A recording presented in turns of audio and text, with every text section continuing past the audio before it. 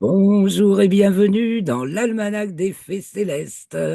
Bonjour Joël, bonjour Gina, que j'ai grand plaisir d'accueillir Bonjour une Claire. première fois à notre enregistrement en direct. Ça, super, ça fait très plaisir. Et nous attendons probablement Christophe, mais nous commençons sans lui, car sinon on n'aura pas le temps de tout voir, hein. Donc nous allons faire les commentaires astrologiques pour la période du 5 au 12 février 2025, soit la deuxième phase de la deuxième lune d'hiver nord été sud. Et c'est donc du premier quartier le mercredi 5 février, je vous redis l'heure précise, 9h01, à la pleine lune, donc le mercredi 12 février à 14h53. Donc pleine lune dans le soleil est dans le signe du Verseau, donc la lune est dans le signe du Lion pour la pleine lune. Ah ben voilà Christophe. Hello Christophe. On vient de commencer. Donc Oui, je me bonjour. présente Christophe et du coup je me présente pour les nouveaux. Donc Claire Henrion, astrologue, un chroniqueuse astronomie pour la première vidéo, et la astrologue, découvreuse du soriastre, justement, je vous emmène de semaine en semaine, ou plutôt de phase lunaire en phase lunaire, étudier les configurations célestes avec l'outil du soriastre, voilà, qui fait un pont entre l'astronomie et l'astrologie et qui ouvre une nouvelle voie de dynamique structurelle. Voilà, c'est pas de l'astrologie au sens traditionnel, ça régénère l'astrologie.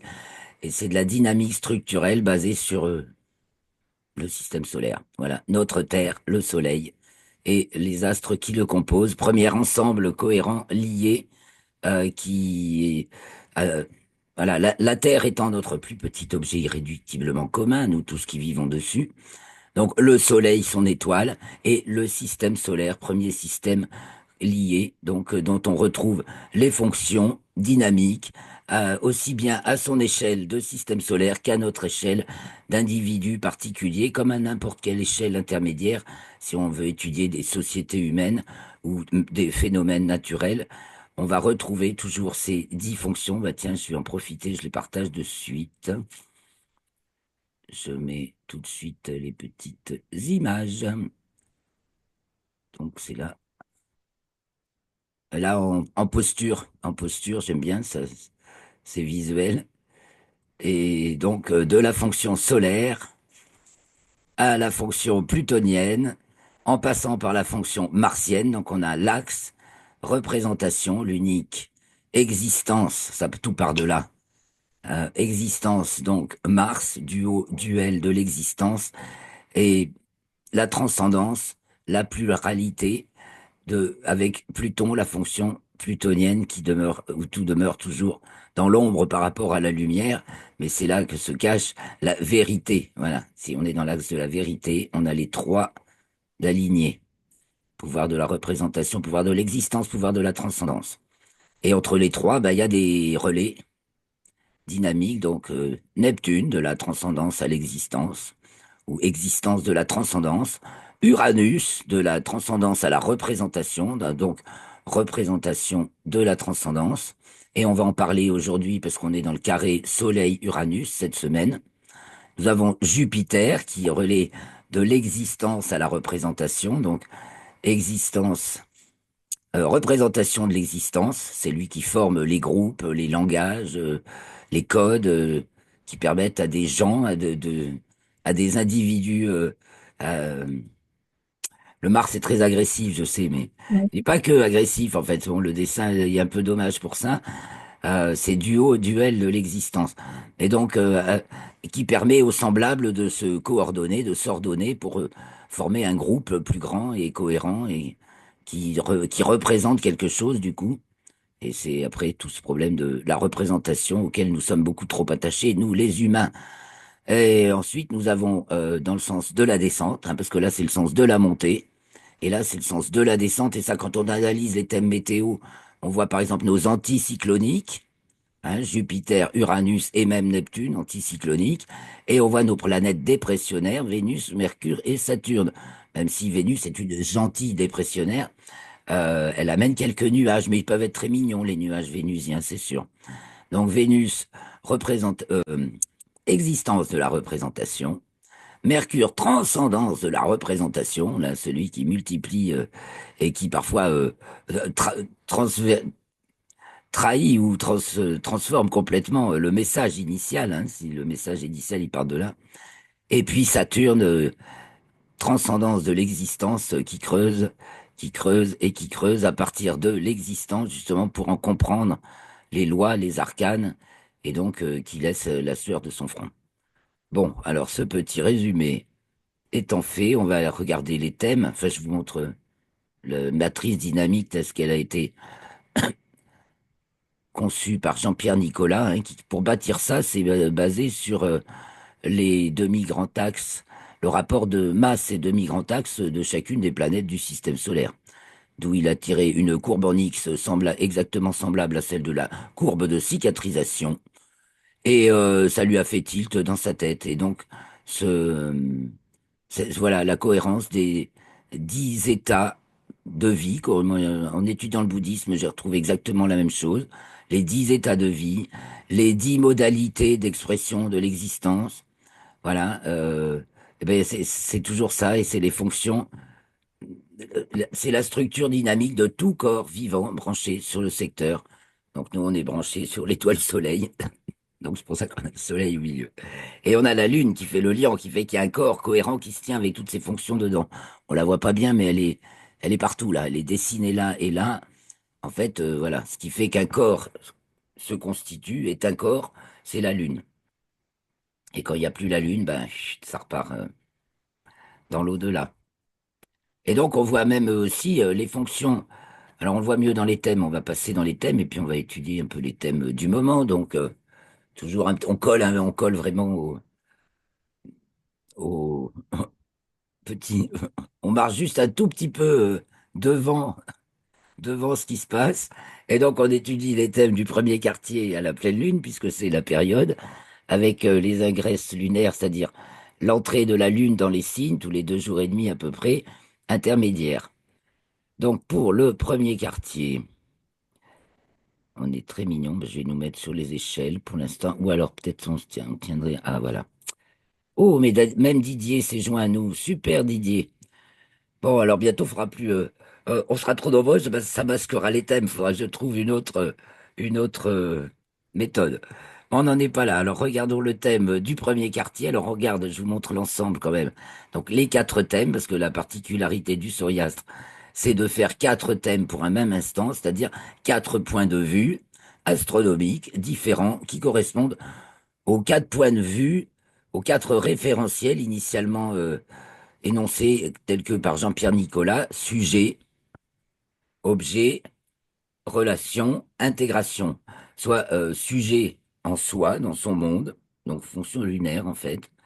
Objet, quand on considère l'extérieur et qu'on voit des objets se détacher, voilà, qui correspondent, voilà, qui représentent quelque chose, qui font sens pour nous. Donc le monde, en fait, on voit le monde tel qu'on le pense, hein. Donc on le pense ici et on va le reconnaître ici, dans la- le référentiel objet, dont la carte du ciel, dans le plan équatorial, c'est géocentrique, comme si on regardait du centre de la Terre avec le plan de l'équateur terrestre prolongé dans l'espace qu'on appelle le plan de l'équateur céleste, et les hauteurs par rapport à ce plan qu'on appelle les déclinaisons.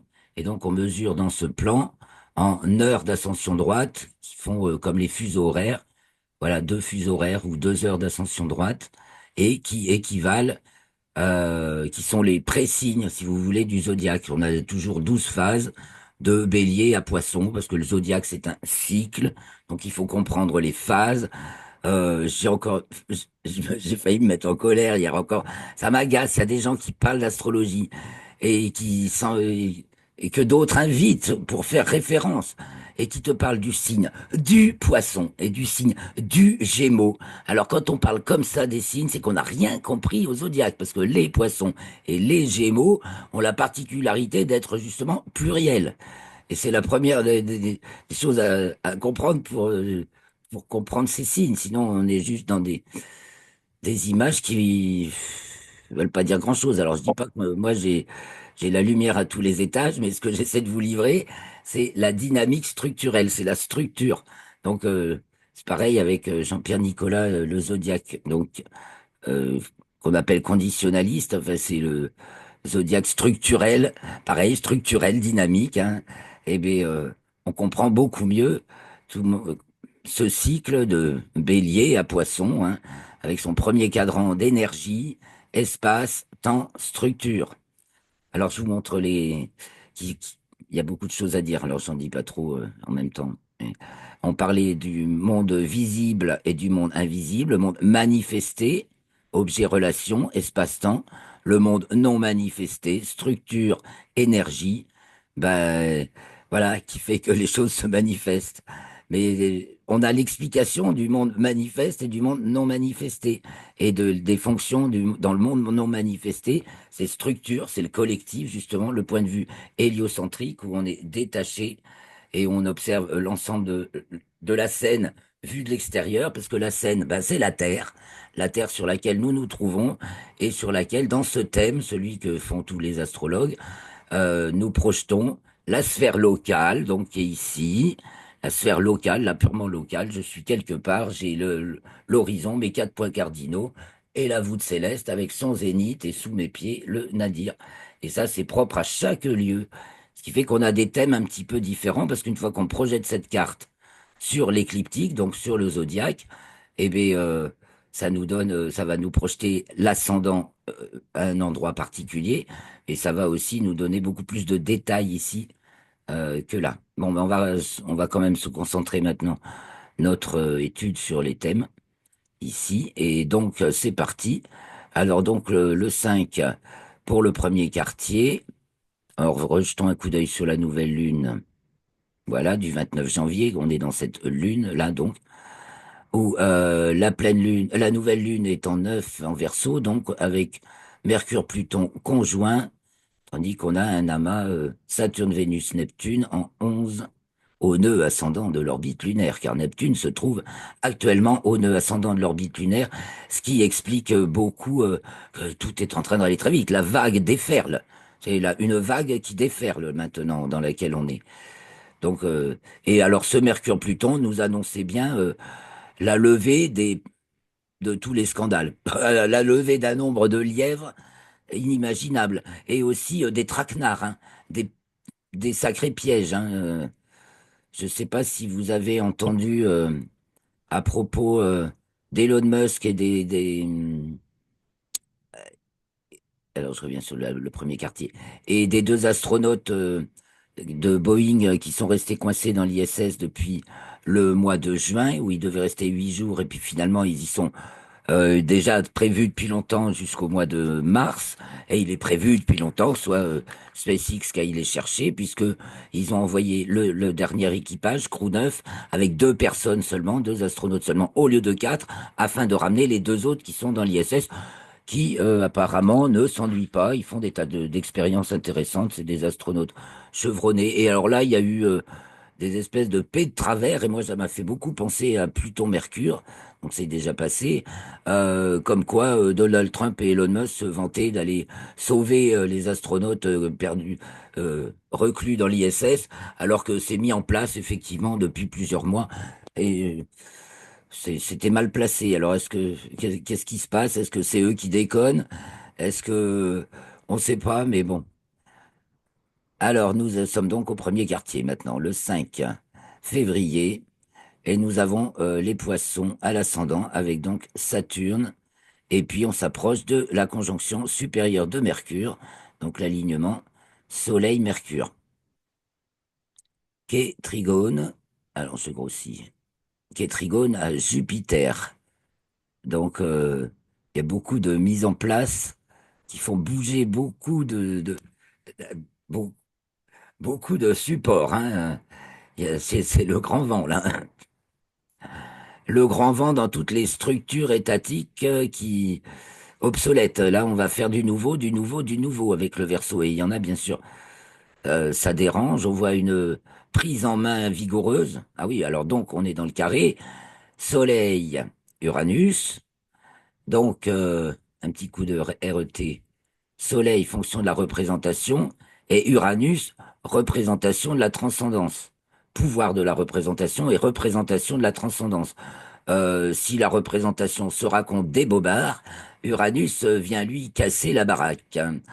Mais il est mal reçu. On dit, t'es qui toi, tu sors d'où? Enfin bon, c'est toujours les prophètes, les complotistes, enfin tous ceux qui disent les choses à l'avance, qui ont l'intuition et qui annoncent quelque chose, et donc qui peuvent être de forts leaders charismatiques. Effectivement, enfin, faut un peu de Neptune pour être vraiment charismatique, mais qui vont avoir vraiment une bannière idéologique ou euh, un message profond à faire passer, quelque chose de nouveau et qui va effectivement renverser le pouvoir. C'est pour ça qu'on parle du côté révolutionnaire d'Uranus. Mais oui, Uranus peut renverser un, un pouvoir établi, ça c'est sûr.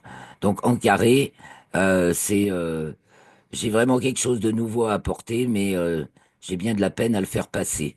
Au niveau individuel, c'est ça, moi, j'ai un carré Soleil Uranus dans mon thème, à l'ascendant et au milieu du ciel. Alors, on revient sur ce carré Soleil-Uranus, car nous avons le Soleil avec Mercure et Uranus avec la Lune dans le premier quartier. Donc, c'est les médias là qui vont.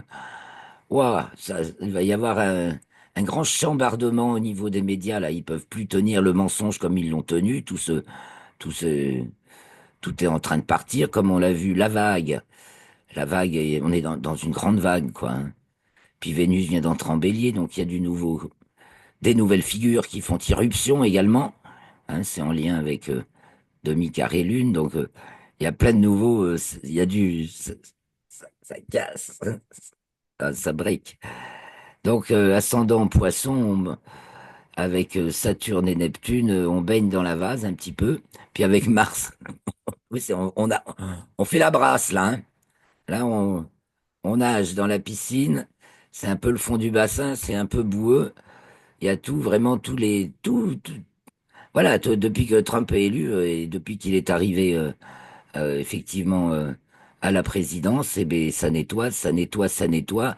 Et du coup, ça a un impact mondial, alors, sur tous les pays du monde, hein.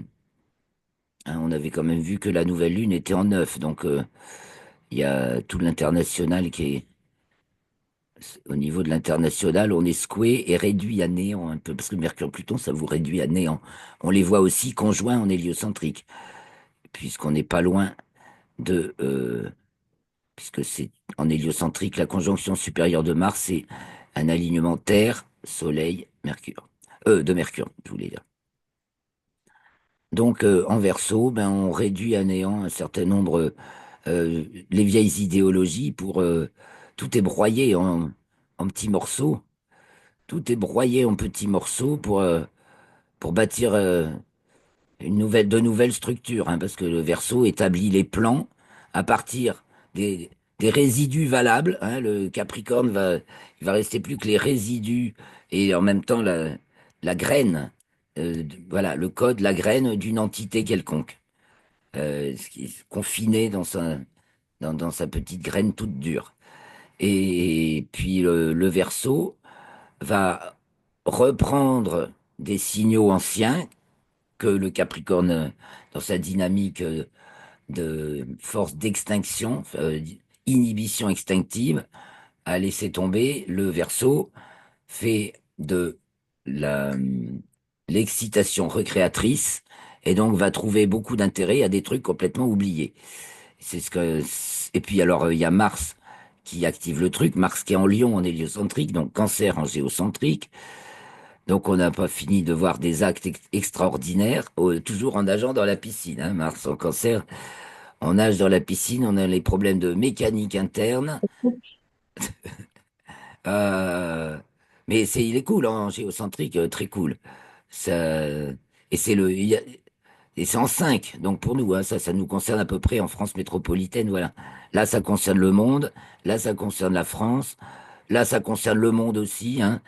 Mais du point de vue des apparences, et là, du point de vue de la structure réelle des phénomènes. Et puis là, ça concerne chez nous, quoi. Donc, chacun d'entre nous peut le vivre différemment. Vous pouvez constater qu'il y a un certain nombre de différences. Là, pas trop, justement. Et on a toujours un Mars harmonique qui est toujours en 5. Donc là, c'est les secteurs de la sphère locale.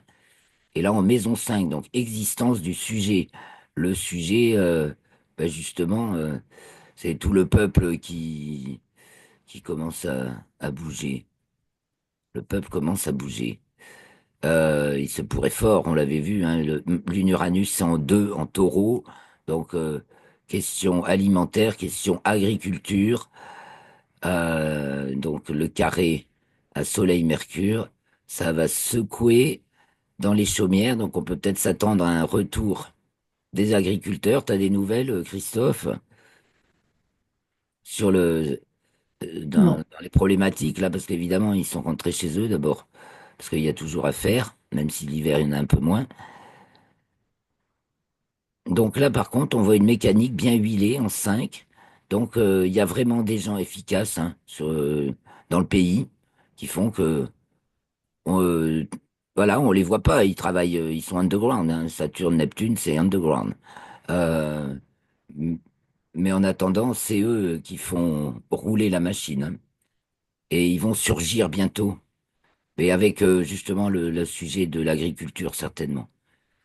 Je continue un petit peu. Donc, on va voir dans la semaine les ingresses de la Lune, l'entrée de la Lune dans le signe des Gémeaux, le 6 février à 6h43, temps universel. Donc, oh là, la Lune est au fond du ciel. Donc, on parle de l'entité, donc du corps. De notre corps vivant relationnel, la France, voilà. Et l'intérêt de la France, parce que là, ça peut être le corps voilà, constitué par le peuple, et puis Uranus, l'esprit justement qu'on dit révolutionnaire, en tout cas ramène, euh, qui ramène des choses, des profondeurs pour les faire exister. Bon, ça bloque Soleil, Mercure, Verseau, là, ça passe pas encore, hein. Ça passe pas sur les ondes, là, hein. Ça, il y a de la gêne et toujours les mêmes qui campent, quoique, parce que ceux qui campent, je veux dire, voilà, dans leur place déjà établie.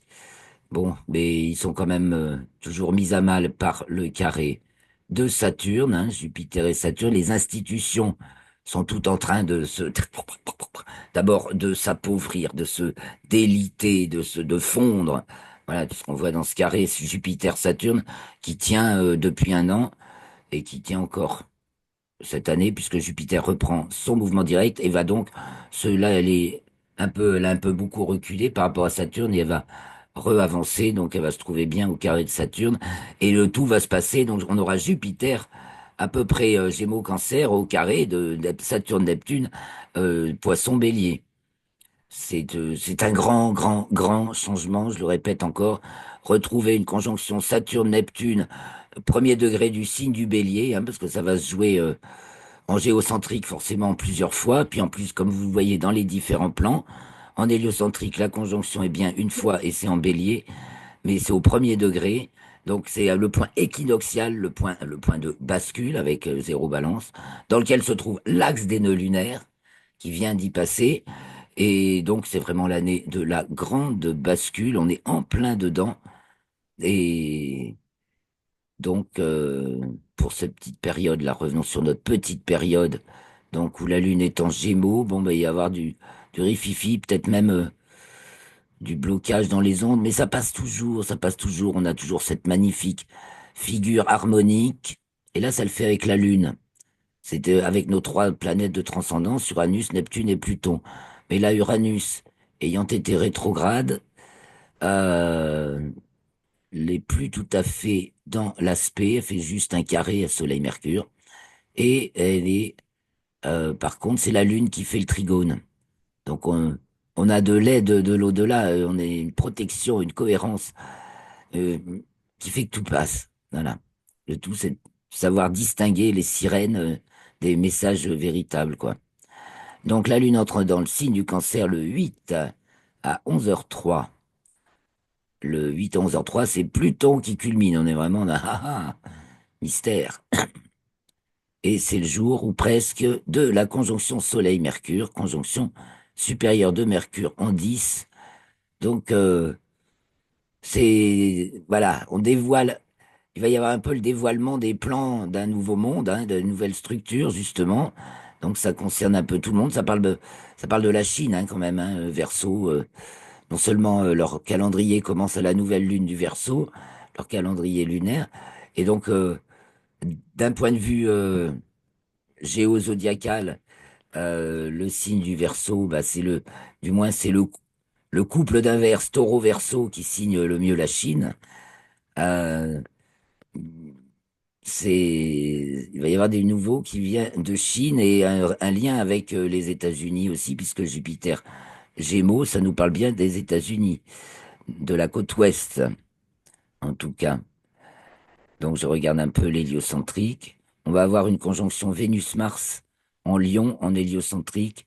Ça va réunir les cœurs, oh les cœurs valeureux. Ça vient la semaine prochaine.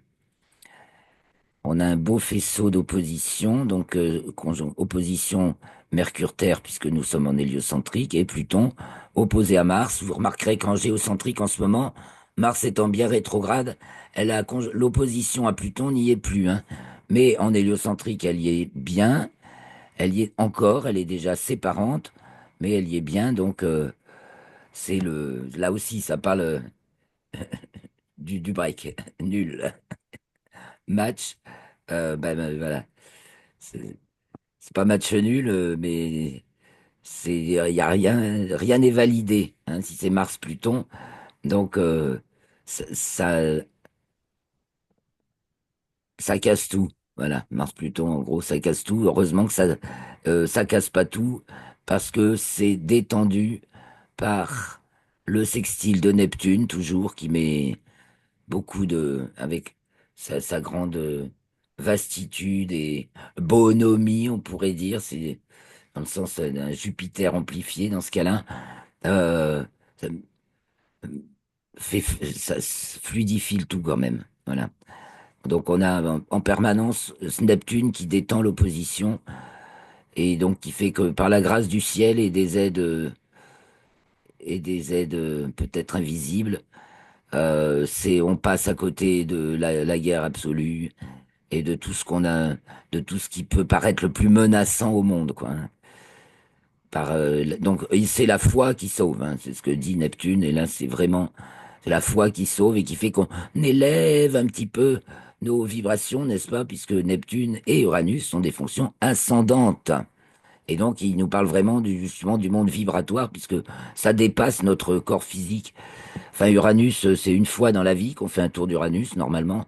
Ou alors, faut vivre jusqu'à 160 plus enfin, pratiquement un âge neptunien, quoi. 164 pour Neptune. 84 et 84, ça fait 168 pour deux tours d'Uranus. Ah, donc, voilà, les hautes vibrations. Donc, Lune, Uranus, eh ben oui, on va être.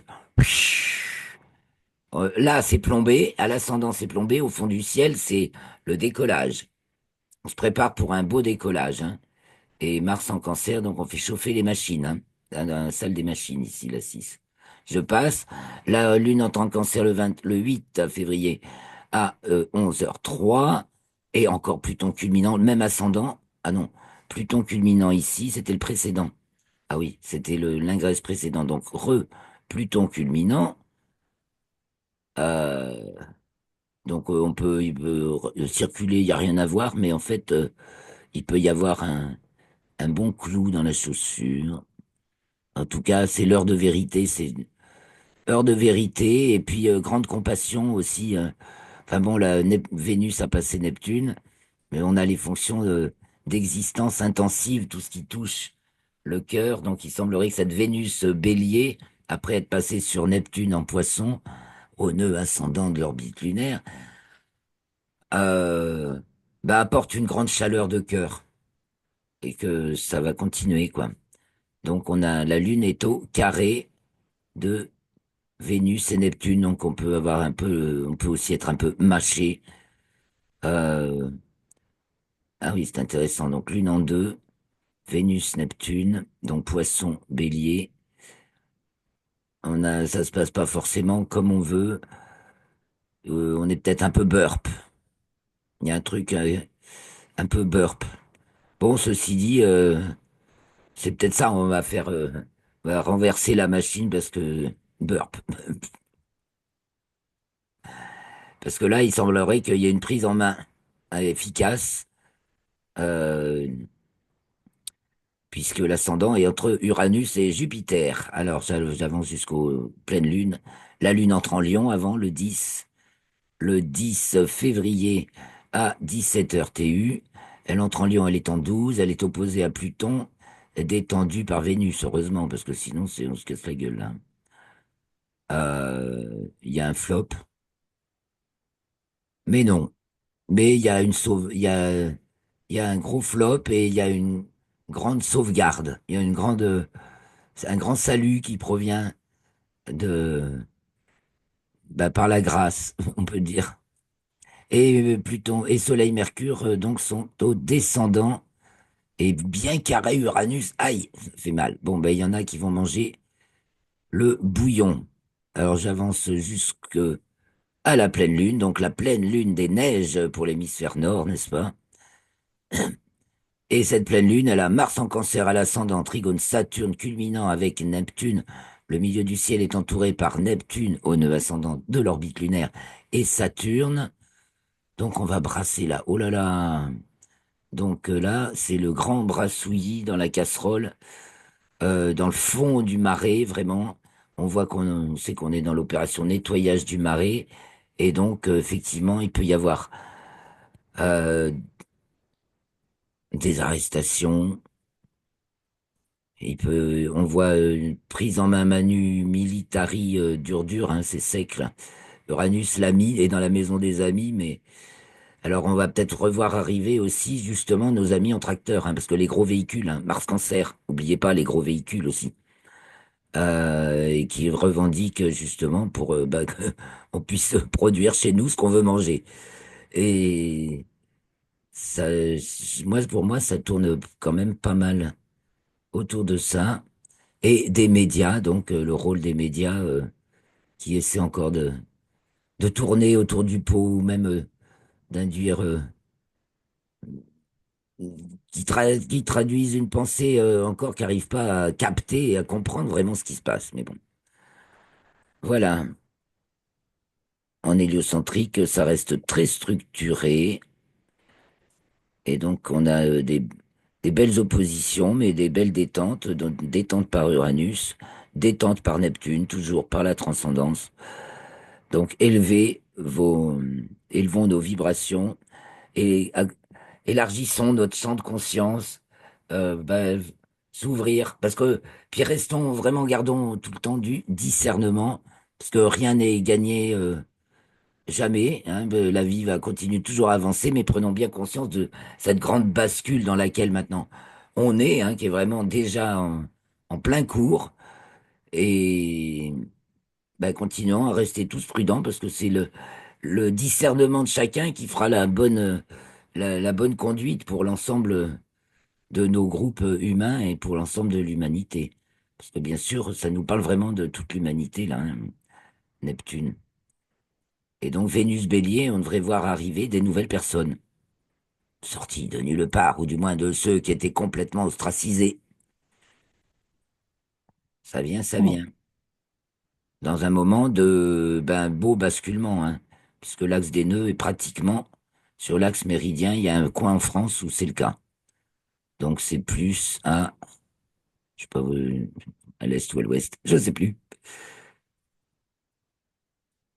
Qu'est-ce que vous auriez d'intéressant à nous dire, à ajouter pour compléter tout ça? Moi j'ai l'impression d'avoir la tête dans le guidon quand je fais ça, alors faudrait peut-être aller voir plus loin. Point de vue météo, on peut parler un petit peu euh,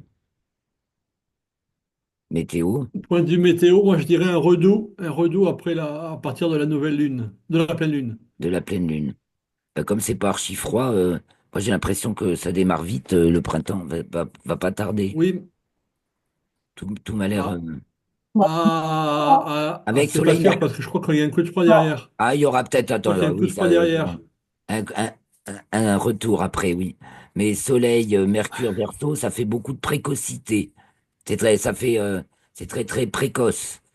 Donc il peut y avoir effectivement, et dans le chinois, dans le Oui, mais calendrier Uranus, chinois, c'est une année double printemps.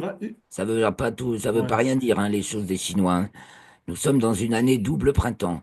Il se pourrait qu'effectivement on ait un premier Oui, avant-goût de printemps, parce que moi j'ai l'impression de le voir venir oui, déjà, même s'il fait bien frais, mais pas excessivement mais non plus. je pense qu'il y a un coup de froid derrière, mais il me semble avoir vu un autre coup de froid derrière, Oui, Un peu bon, plus tard, en mars, au un peu plus printemps. tard. Oui, oui, Oui, c'est ça. oui, oui, en Quand on sera au mars. printemps, Et je l'ai j'ai dit même vu presque. une prévision d'un mois d'avril sous les normales. Un mois d'avril Mais c'est normal. pas la Ah oui. mienne. Donc, ah non, oui, plus frais que la normale. Ah, plus frais que la normale, d'accord. Hmm. C'est une prévision Bah, on n'a pas encore que trop ah, j'ai vue exploré. passer. On l'a pas encore trop ah exploré, oui. faut dire. Oh, on fera peut-être notre petite rencontre météo en Mais je ne sais mars, pas hein, ce qu'elle vaut. Christophe. Enfin, avec tous ceux que ça intéresse, d'ailleurs, on fait une petite prévision météo annuelle chaque mois de mars. Et bon, là, on l'avait même pas trop publié, je crois, l'année dernière. Je sais plus. Alors, on sait plus trop, mais voilà, c'était fraîchou, on avait prévu. Pour l'instant, c'est très joli. D'ailleurs, cette période du Verseau, il y a toujours un moment où il y a un beau ciel, quoi. Et profitez-en d'ailleurs, parce que le ciel est vraiment magnifique en cette saison. Et quand il est beau et qu'il fait pas excessivement froid, bah franchement, c'est un bonheur, quoi. C'est un bonheur le ciel. Et donc, après, généralement, au moment des poissons, il fait moins beau. C'est plus humide. Mm. C'est souvent comme ça. Et il peut y avoir des chutes de neige d'ailleurs. Bon, de la neige, il y en avait, hein. Parce que Mars, Cancer et Saturne, Neptune en poisson, ça fait des grosses précipitations. Après, quand Saturne et Neptune vont Mm. passer en bélier, le fond de l'air sera plus sec, hein, même very sec. Heureusement, Jupiter arrivera